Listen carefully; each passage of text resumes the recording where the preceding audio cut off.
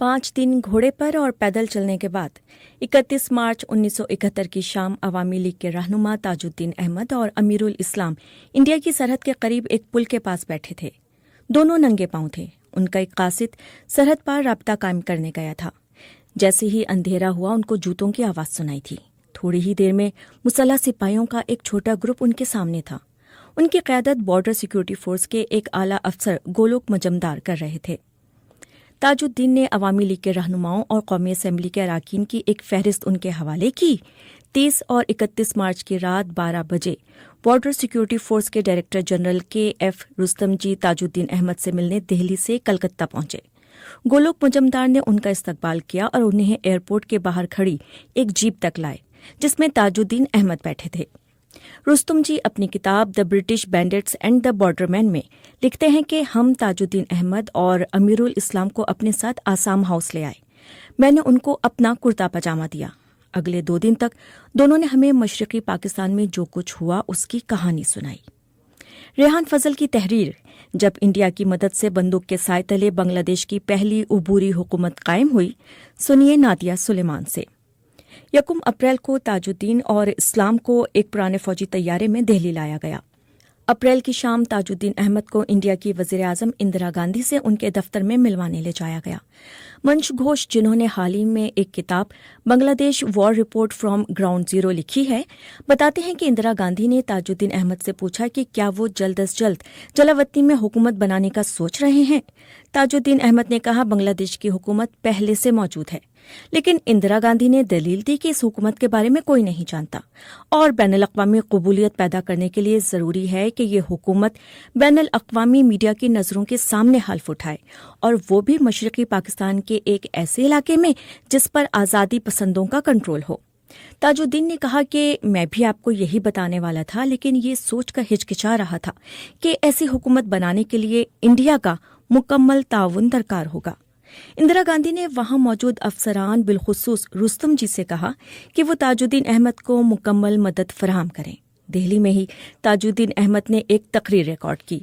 11 अप्रैल 1971 को ये तकरीर BSF की तरफ से आज़ाद बंगाली वायरलेस सेंटर से नशर हुई, जिसमें ताजुद्दीन ने बताया कि एक ताकतवर फौज बनाई जाएगी जिसमें ईस्ट बंगाल रेजिमेंट और ईस्ट पाकिस्तान राइफल्स के सिपाही शामिल होंगे। 9 अप्रैल को ताजुद्दीन कलकत्ता वापस आए। उन्हें और उनके बाद आने वाले अवामी लीग के तमाम रहनुमाओं को एक होटल में ठहराया गया। जल्द ही होटल में ठहरने वाले मेहमानों की तादाद 50 हो गई। बांग्लादेश की उबूरी हुकूमत के लिए सदारती निज़ाम का इंतखाब किया गया।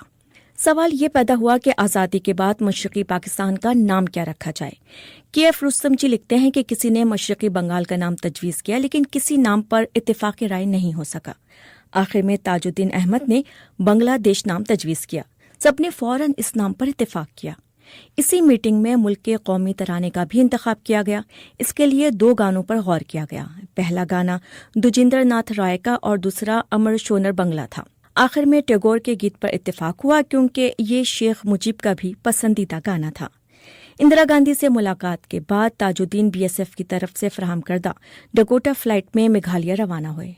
वहां उन्होंने अवामी लीग के रहनुमा सैयद नजरुल इस्लाम से मुलाकात की ताकि उनको जलावतन हुकूमत का कायम मकाम सदर बनने पर आमादा किया जा सके। इसके बाद वो अवामी लीग के दीगर सीनियर रहनुमाओं को ढूंढने के लिए एक के बाद दीगरे कई मुहाजिर कैंपों का दौरा करने लगे। अब सवाल ये था कि हल्फ बर्दारी की तकरीब कब और कहाँ होनी चाहिए।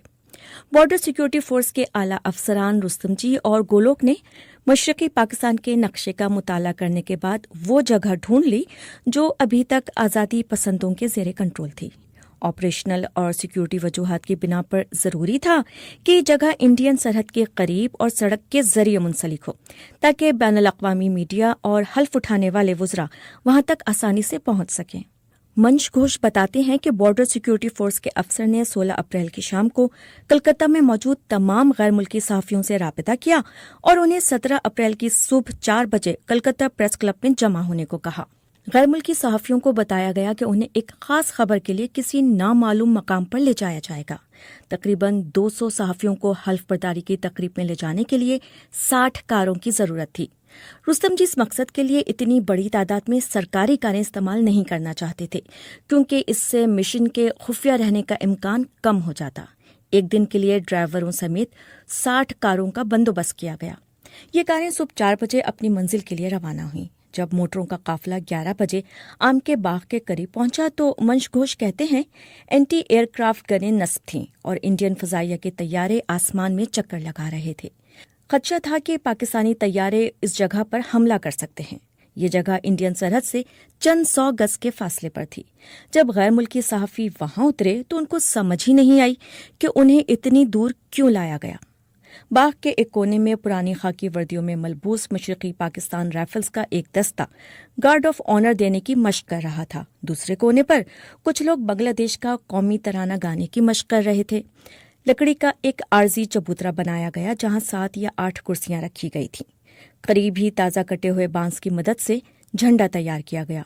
رستم جی اور گلوک انڈین سرحد کے اندر ہی رہے۔ نظرل اسلام کو سب سے پہلے پروفیسر یوسف علی نے عہدے کا حلف دلایا۔ اس کے بعد نظرل اسلام نے تاج الدین احمد اور دیگر وزراء سے حلف لیا۔ بنگلہ دیش کا قومی ترانہ گایا گیا اور قومی پرچم لہرایا گیا۔ اس کے بعد دنیج پور سے عوامی لیگ کے رکن قومی اسمبلی پروفیسر یوسف علی نے اسٹیج سنبھالا اور اعلان آزادی پڑھنا شروع کیا۔ جلاوطنی میں کام کرنے والی بنگلہ دیش کی حکومت کی طرف سے یہ پہلا اعلان تھا۔ بیدیا ناتھ تال کا نام بدل کر مجیب نگر رکھا گیا۔ اس وقت وہاں تقریباً 10,000 لوگ موجود تھے۔ انہوں نے ایک آواز سے جوئے بنگلہ کا نعرہ بلند کیا۔ وزیروں کو کلکتہ میں رہنے کے لیے مکانات دیے گئے۔ حلف لینے کے بعد تمام وزراء شام 6:30 کلکتہ واپس لوٹ گئے۔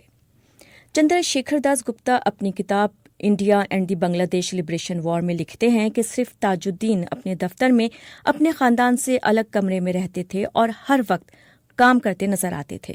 کرنل عثمانی نے بھی تھیٹر روڈ پر واقع دفتر میں اپنا ہیڈ کوارٹر بنا لیا تھا اور ایک کیمپ کی چارپائی پر سوتے تھے۔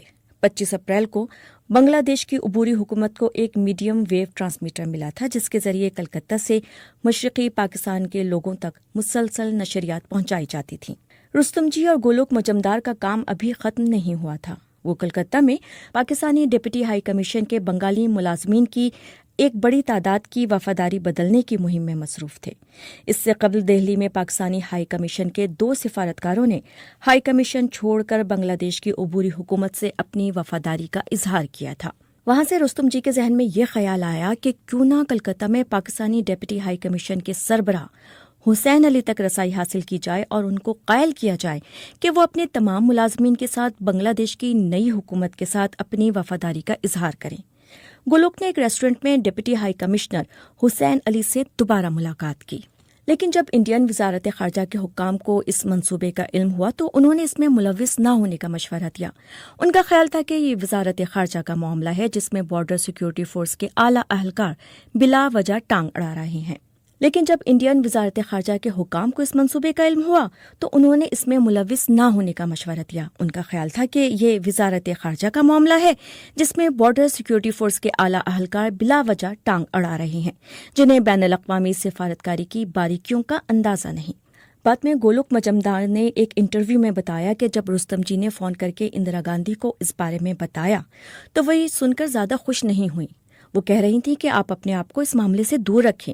اگر آپ نے ایک معمولی غلطی بھی کی تو میرے لیے اس کے نتائج کو برداشت کرنا بہت مشکل ہوگا۔ دوسری طرف حسین علی کو تشویش لاحق تھی کہ اگر وہ پاکستانی ڈپٹی ہائی کمیشن سے باہر نکل آئے تو ان کی تنخواہ کون ادا کرے گا۔ وہ اس بارے میں تاج الدین احمد سے ملنا چاہتے تھے۔ انڈین حکام نے ان کی تاج الدین سے ملاقات کروائی۔ KF رستم جی لکھتے ہیں کہ تاج الدین احمد کو اسٹیٹ بینک آف انڈیا میں اپنا اکاؤنٹ کھولنے کی اجازت نہیں دی گئی کیونکہ وہ انڈیا کے شہری نہیں تھے۔ میں دہلی گیا اور وزارت خزانہ میں بینکنگ سیکریٹری اردھنو بخشی سے ملا۔ پورا منصوبہ ریزرو بینک کے گورنر سے ملاقات کے بعد بنایا گیا۔ انحراف سے ایک دن پہلے یعنی 17 اپریل کو کلکتہ کے امریکن بینک میں ڈپٹی ہائی کمشنر کے اکاؤنٹ سے 3 کروڑ روپے نکال کر اسٹیٹ بینک کی چورنگی برانچ میں جمع کروائے گئے۔ 2 دن بعد ڈپٹی ہائی کمشنر بنگلہ دیش کے نام پر اکاؤنٹ کھولا گیا۔ حسین علی کی ڈیفیکشن کے لیے 18 اپریل کی تاریخ کا انتخاب کیا گیا۔ اس تاریخ کے انتخاب کی ایک وجہ یہ تھی کہ یہ افواہیں تھیں کہ حسین علی اور ڈپٹی ہائی کمیشن کے بنگالی عملے کو اسلام آباد منتقل کیا جا رہا ہے۔ گولوک نے حسین علی کا حوصلہ بڑھایا اور کہا کہ ان کا یہ قدم دوسرے ممالک میں پاکستان کے ہائی کمیشن کے بنگالی ملازمین کے لیے رول ماڈل کا کام کرے گا۔ ابتدائی ہچکچاہٹ کے بعد حسین علی نے اس پر رضامندی ظاہر کر دی۔